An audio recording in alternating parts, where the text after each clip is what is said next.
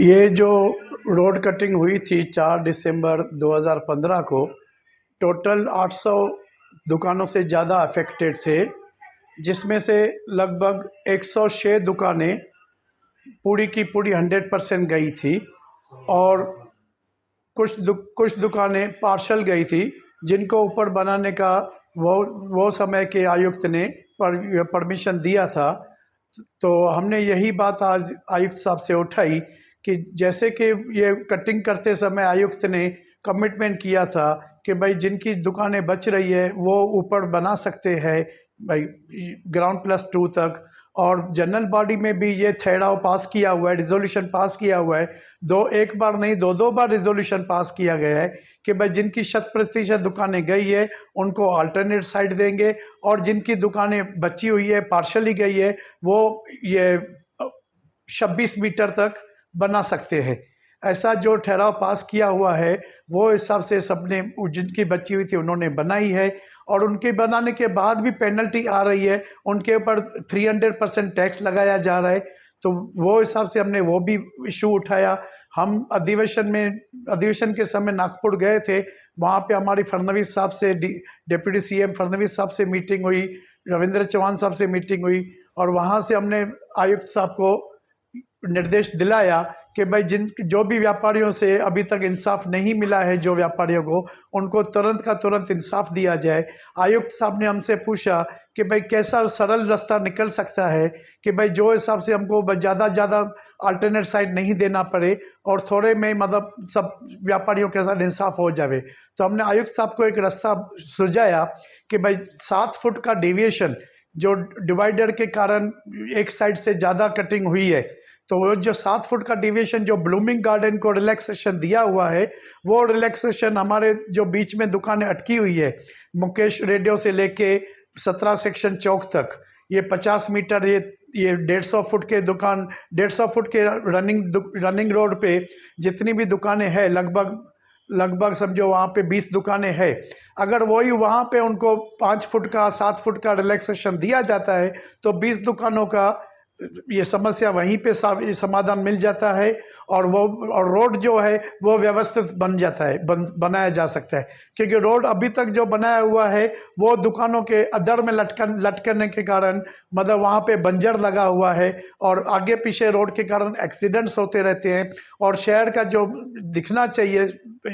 भाई एक ये एम्बियंस दिखना चाहिए, वो एम्बियंस भी बिगड़ा हुआ है। तो हमने आयुक्त साहब को ये भी सुझाया कि ये रोड पे आप इतना 5 फुट का रिलैक्सेशन देके 20 दुकानों को आप यहीं पे इंसाफ दे सकते हो। आयुक्त साहब ने इन प्रिंसिपल एग्री किया। उन्होंने कहा मैं पर्सनली विजिट करूंगा, 2-3 दिन में मैं पर्सनली विजिट करूंगा, और वो हिसाब से मैं अपने ऑफिसर्स को इंस्ट्रक्शन दूंगा। फिलहाल आयुक्त साहब ने 3 बातें इन प्रिंसिपल एग्री की कि भाई जो कोर्ट, जिनके पास कोर्ट का ऑर्डर है उनको मिलना चाहिए, उनमें से कुछ को मिला है, कुछ को पेंडिंग है।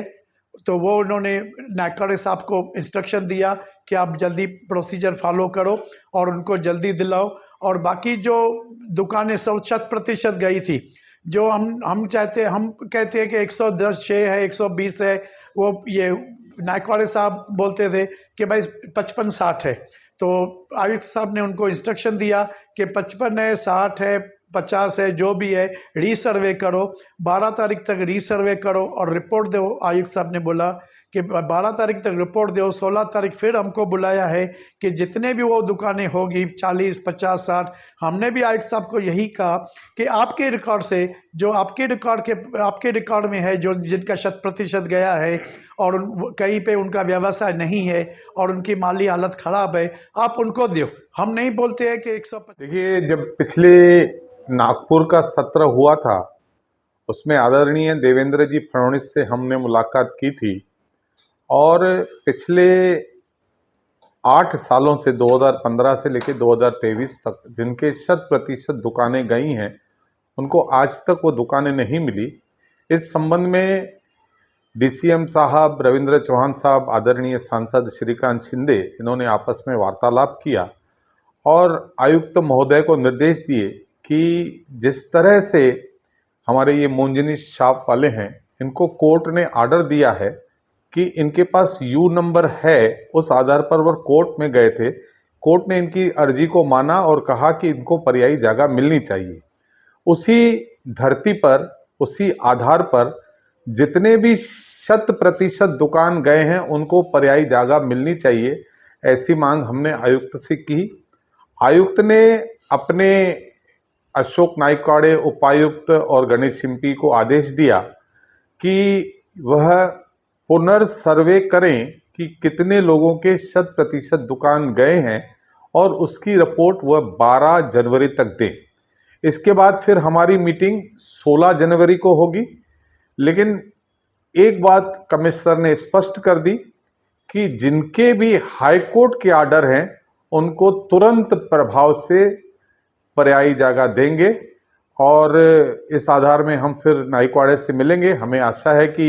जिनको कोर्ट के आर्डर है उनको इसी सप्ताह यानी 8-10 दिन में वह उनको पर्यायी जगह मिल जाएगी और 16 तारीख के बाद जितने भी और लोग हैं उनको भी जगह जो है पर्यायी मिलने की आशा की किरण दिख रही है। और मेरे साथ श्री नरेश थारवानी जो कि कल्याण अम्बरनाथ रोड के बाज़ार के अध्यक्ष हैं और साथ ही भारतीय जनता पार्टी के महाराष्ट्र प्रदेश के सेक्रेटरी हैं और इसके जनरल सेक्रेटरी हैं व्यापारी दल के, और हमारे बाकी नेता जो हैं सभी दुन्नीचंद जी हैं और अपने मोंजनीस जो अपना शॉप चलाते थे जिनका 100% पूरा दुकान चला गया, ऐसे 3-4 लोगों का प्रतिनिधिमंडल लेकर हम गए थे। कुल मिलाकर बहुत ही सकारात्मक आयुक्त का रवैया रहा और मुझे खुशी है कि जल्द से जल्द इस इशू को हम सॉल्व करने की कोशिश करेंगे और उसमें सफलता मिलेगी। कोणार्क, अपना शहर, अपनी बातें।